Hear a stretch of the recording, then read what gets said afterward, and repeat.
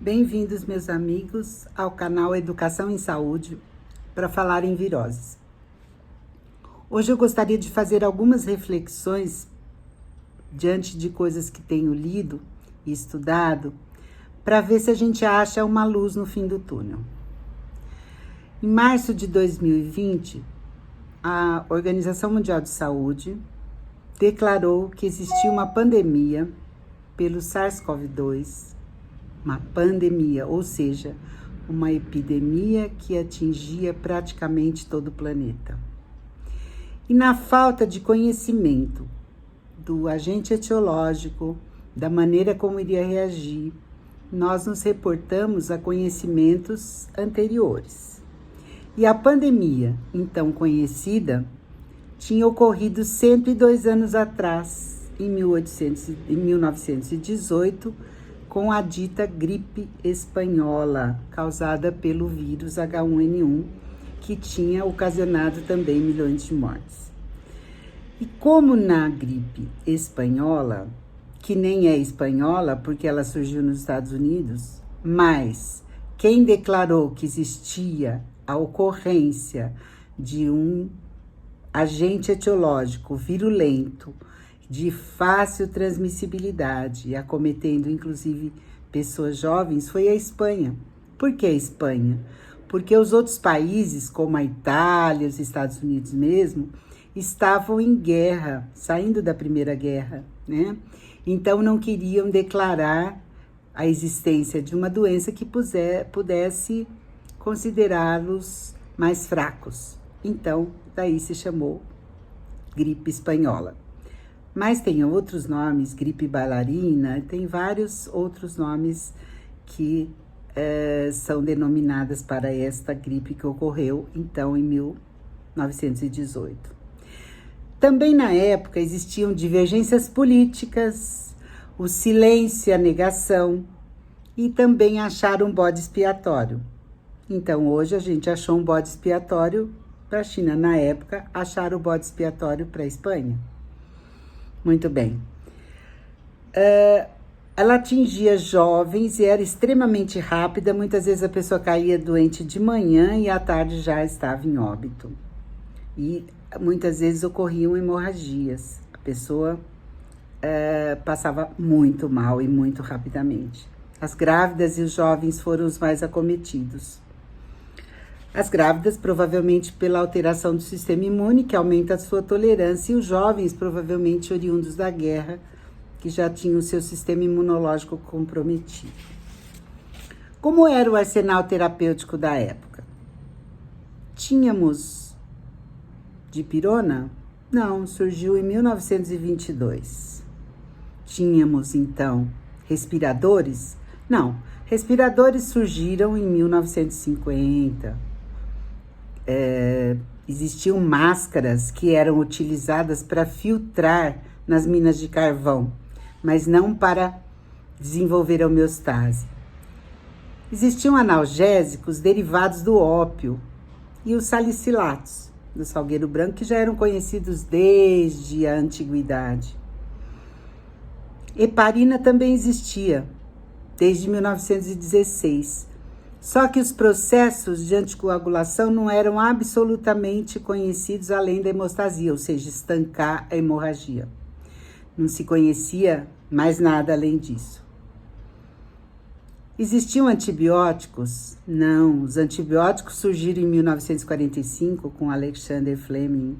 Existia cortisona? Também não, que surgiu em 1948 com Edwin Calvin Kendall. Existiam antivirais?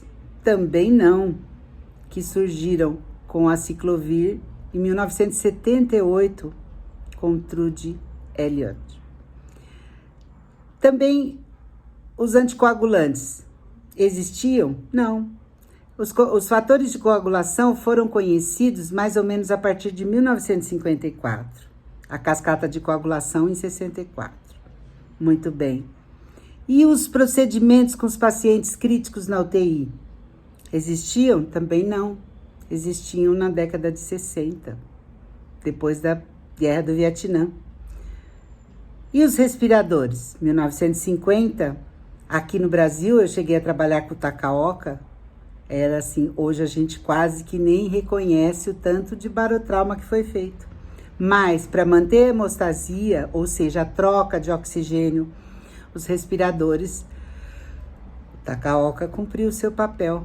Hoje temos respiradores modernos, excelentes, que nos auxiliam muito no equilíbrio da hemostase, da homeostase do paciente. Quando a gente trabalha em emergência, a gente recebe pacientes que vêm muitas vezes desacordados, em silêncio, sem nenhuma história. E a gente tem um procedimentos imediatos para manter a sua vida. A gente primeiro tem as velhas regras do ABCD, vias aéreas, oxigenação, respiração, circulação, tá? E aí vem as outras informações. Então, nesse momento, a gente está preocupado em adiantar os minutos e manter o paciente vivo. Por que então que agora os meus colegas ficam com a mesma receita da gripe espanhola? Máscara, isolamento e álcool em gel. Por quê? Nós temos a obrigação, e o médico sabe o que dar para o seu paciente. Hoje, 1 ano depois, nós temos já um arsenal terapêutico razoável com cortisonas de última geração, antivirais, várias substâncias. Nós temos anticoagulantes de via oral, inclusive. Nós temos aparelhos respiradores de última geração. Então, por que eu vou ficar na velha dipirona que foi inventada em 1922? Não, meus amigos. Nós temos um compromisso com o nosso paciente. Nós temos um compromisso de cuidar antes que ele adoeça mais. Esse é o propósito na medicina de urgência. Nós tratamos rapidamente para exatamente evitar que o paciente piore. O médico sabe o que o paciente precisa. E quando não sabe, ele pergunta para outros. Então, por favor, vamos nos atualizar. E atualizar não é nos basear em meta-análises que ainda não foram realizadas. Quando vamos entender que estamos em tempo de guerra? Em tempo de guerra, se você não tem uma, metralhadora de última geração, você usa até uma faca para se defender de um inimigo. Então, por favor, vamos estudar e vamos nos conservar humildes para saber que estamos aprendendo a cada dia e cada dia vão surgir drogas novas e nós precisamos utilizá-las. Nós não podemos perder pacientes que são pais de amigos, filhos de amigos e conhecidos, e que não fossem, pertence à humanidade, e nós fizemos um compromisso e um juramento. Usar de todas as armas, todas. Vamos colocar essa soberba intelectual no lixo. Isso não vale para nada, porque a medicina é a ciência das verdades transitórias. Hoje, sabes que funciona, amanhã já não funciona mais. E sabemos também que essas meta-análises são patrocinadas por sabemos quem. Então, vamos olhar com o olhar de ver, com o compromisso no nosso juramento hipocrático.